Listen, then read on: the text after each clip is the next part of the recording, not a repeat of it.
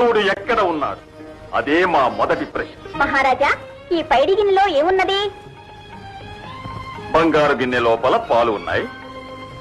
ఈ పాలలోన ఏమేమున్నాయి? పాలల్లో పెరుగు, వెన్న, చల్ల, నెయ్యి అన్నీ ఉన్నాయి. పాలల్లో నెయ్యి, చల్ల, వెన్న, పెరుగు ఎక్కడున్నాయో దేనికి దాన్నే చూపించండి చూద్దాం. అన్నీ అందులోనే అంతర్లీనంగా ఉంటాయి. మరలాగే ఆ దేవుడు అంతటా అన్నిటా అంతర్లీనంగా ఉన్నాడు.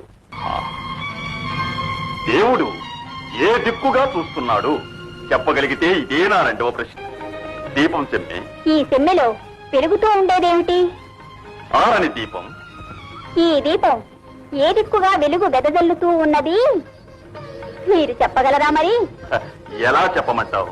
ఈ సెమ్మెలో ఉన్న దీపం 4 ప్రక్కలా వెదజల్లుతూనే ఉంటుంది వెలుగులు. మరలాగే దేవుడు అన్ని దిక్కులా చూస్తూ ఉన్నాడండి. ఇప్పుడు ఆ దేవుడు ఏం చేస్తున్నాడు?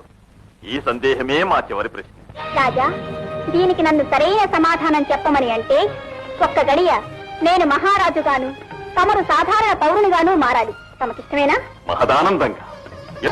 ఎవరక్కడ? భటులారా, ఈ మహారాజును చెరసాలకు పంపించండి. ఈ అమాస్తిని గంటేయండి. ఇప్పుడు ఇక్కడున్న ప్రజలకు అన్నం పానీయం ఏమీ ఇవ్వకుండా పస్తులు పెట్టండి. తల్లి, ఇదెక్కడి వేడుక? వేడుక కాదు మహారాజా, ఇదే ఇప్పుడు ఆ దేవుడు ఏం చేస్తున్నాడన్న దానికి అర్థం. నన్ను మహారాజును చేసి, తమన్ను ఒక పౌరుణ్ణి చేసి, ఒక్క క్షణ కాలంలో దేవుడు ఈ విధంగా ఒక నాటకాన్ని ఆడించాడు. ఇప్పుడు అర్థమైందా దేవుడు ఏం చేస్తున్నాడు అన్నది? తల్లి